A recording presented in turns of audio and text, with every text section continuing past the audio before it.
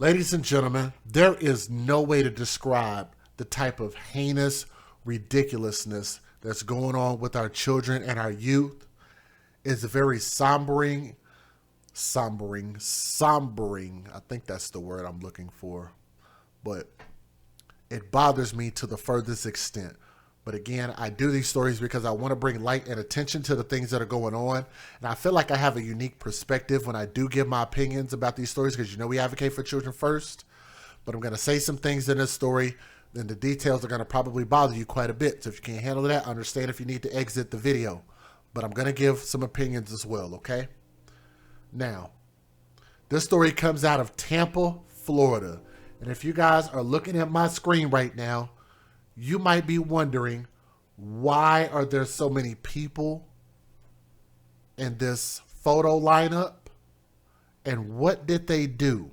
And how does this involve children?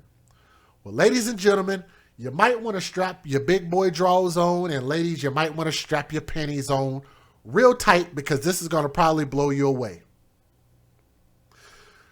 The sheriff, this is out of Tampa, Florida, Sheriff Chad Chronister says a new Hillsborough County Sheriff's Office Human Trafficking Task Force, which is a long title.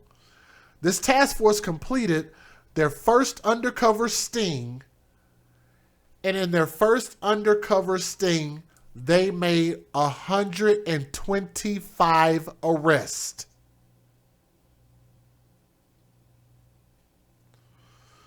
The 20-day sting, dubbed Operation ROUNDUP, also resulted in freeing 4 women and 1 teenager from the trafficking industry. Among these arrests were, let me see if I can get their names back up here, their faces. These individuals, one of them, his name is Joel Velasco, who was identified as a teacher at an unspecified Hillsborough school. I wish they would have said which school he was at, but I'm sure the people out there in Tampa know which school he was at.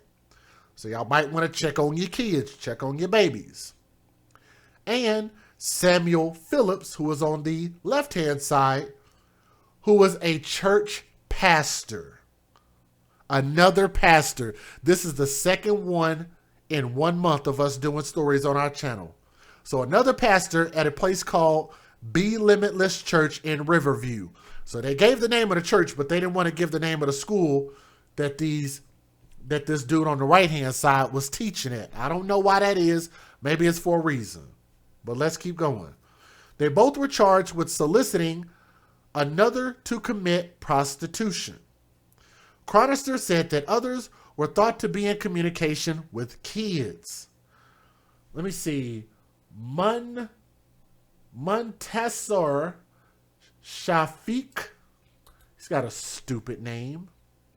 The individual on the left-hand side is 35 years old, and he is accused of sending text messages too vile to fathom to what he thought was a 14-year-old boy.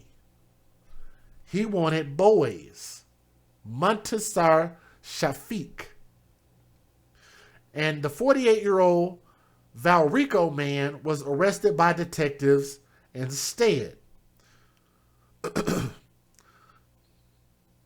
Oh, I'm sorry. I missed the part. Sorry about that. Philip Vaqueta, whatever. Philip, on the right-hand side, 48 years old, allegedly traveled to meet a 14-year-old girl, but he was arrested by detectives instead. The 12-member task force had previously worked together, but Chronister said they would now be working on such stings full-time. To see these types of numbers, to still see the number of women we are rescuing, I knew we had to have a full-time squad. We will continue this until we eradicate human trafficking in Hillsborough County, and I think that's awesome. According to the sheriff's office, detectives made contact with more than 1,000 potential Johns, which Johns, of course, are potential customers, many of whom declined to meet in Hillsborough County because of the success of these stings. Human trafficking survivors, including a person by the name of Connie Rose, who was trafficked by her father in 1970, applauded the effort by the sheriff's office and the creation of a new unit.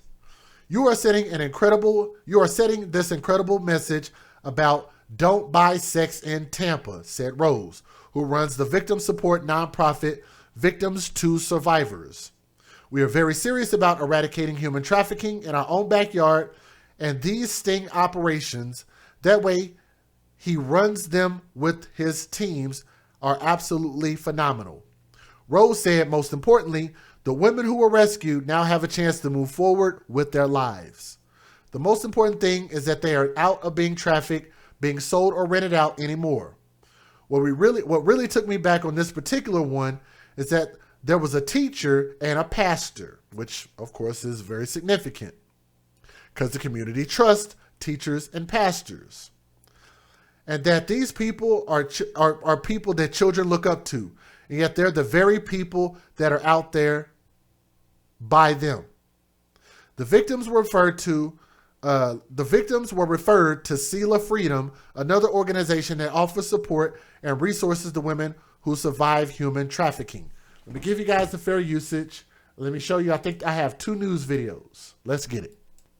Federal law allows citizens to reproduce, distribute, or exhibit portions of copyrighted motion pictures, videotapes, or video discs under certain circumstances without the authorization of the copyright holder. This is called fair use. It is allowed for purposes of criticism, news reporting, teaching, and parody, which doesn't infringe of copyright under 17 U.S.C. 107. All right.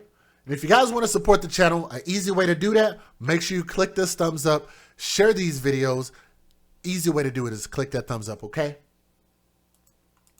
All right, let's get it. Absolutely, it sure matters. Yes, that old saying that DJ Just Jay likes to claim credit for. I'm not going to lie about that. Hashtag if you see something, say something. And I want to give a shout out to that area for doing something great.